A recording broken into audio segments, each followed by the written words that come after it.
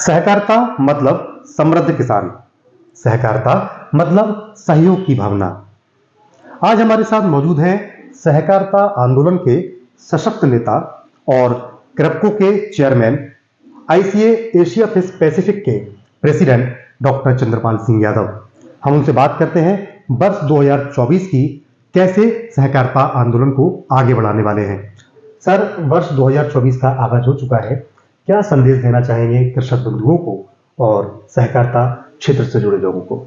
नए वर्ष का आगाज हो चुका है और हमारा जो उद्देश्य होगा कि हमारे देश के किसान खुशहाल हों, हमारे देश की अर्थव्यवस्था में सहकारी क्षेत्र का बड़ा योगदान हो, हमारे देश की अर्थव्यवस्था मजबूत हो और विशेष रूप से ग्रामीण अर्थव्यवस्था। इसी तरीके से विभिन्न संस्थाएं, हमारे नेफेड है, इफ्को है, एनसीसीएफ है, या अभी दो जो नई सहकारी संस्थाएं बनाई गई हैं, एक अच्छे बीज के उत्पादन के लिए, दूसरा जो है एक्सपोर्ट करने के लिए।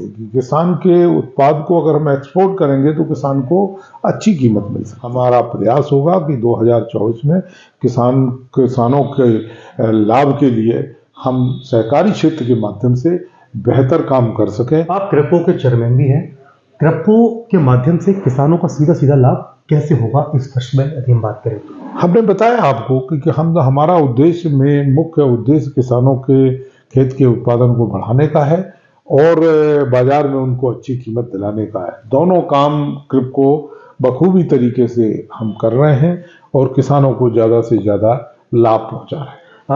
आप, ये तो भारत देश की बात हो गई, आप इंटरनेशनल कोऑपरेटिव अलायंस के भी प्रेसिडेंट हैं, तो दुनिया भर के किसानों को सहकारिता आंदोलन के जरिए कैसे लाभ होगा इस वर्ष में, उसका भी थोड़ा सा कुछ बताएं। हम जो हमारा इंटरनेशनल कोऑपरेटिव अलायंस है, दुनिया भर में जहाँ जहाँ सहकारी क्षेत्र में काम करने वाली संस्थाएं हैं, वो हम सब मिलजुल करके एक दूसरे के साथ जुड़ करके, आज अगर जिन देशों में चावल की आवश्यकता है, जिन देशों में गेहूं की आवश्यकता है, जिन देशों में और तमाम किसान के पैदावार की आवश्यकता है, तो हम जहां उत्पादन अच्छा है, वहां से जहां डिमांड अच्छी है, वहां तक कोऑपरेटिव टू कोऑपरेटिव हम बिजनेस करने का जो है प्लान बनाते हैं।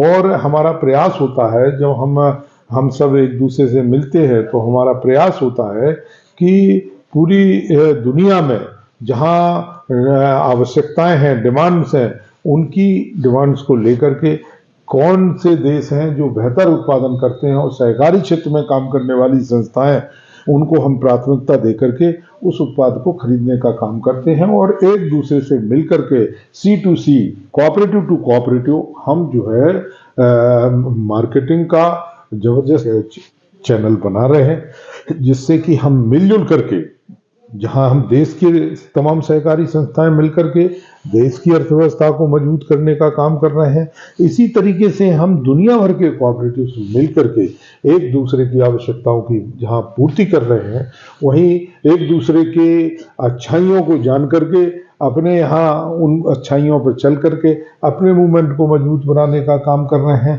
जहां हमारी अच्छाइयाँ दूसरे लोग हमसे सीख करके काम कर रहे हैं और हम मिलजुल करके काम कर रहे हैं। क्रेप्को के 2-3 बड़े प्रोजेक्ट थे एथेनॉल वाले, ये कब तक पूरे हो जाएंगे और कैसे इसका लाभ मिलेगा? देखिए, हमने प्रारंभ किया था, आज हमारी समझ में 6 महीने के ऊपर उनको प्रोजेक्ट को काम करते हो गए हैं। गुजरात में, तेलंगाना में और आंध्र प्रदेश में, तीनों जगह हमारे प्रोजेक्ट जो है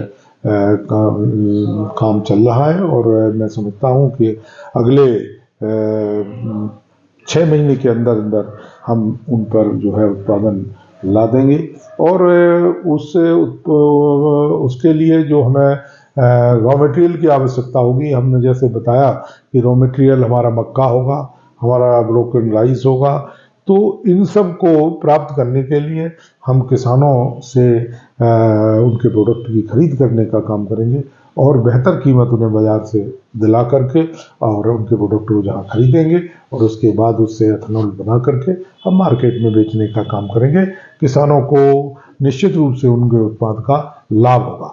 आगे चल करके हम जो है किसानों को मक्का और चावल का अच्छा बीज भी उपलब्ध कराने का काम करेंगे, जिससे कि जो है उनकी पैदावार में बढ़ोतरी हो, और उनकी पैदावार में जहाँ बढ़ोतरी होगी और उनकी खरीद अच्छी होगी तो निश्चित रूप से उनको लाभ होगा। ये हमसे बात करने के लिए बहुत बहुत धन्यवाद। तो ये थे डॉक्टर चंद्रपाल सिंह यादव, जो हमें बता रहे थे सहकारिता से समृद्धि को कैसे साकार करेंगे, कैसे वर्ष 2024 किसानों के लिए लाभकारी होगा। धर्मेंद्र साहू, कृपको न्यूज, दिल्ली।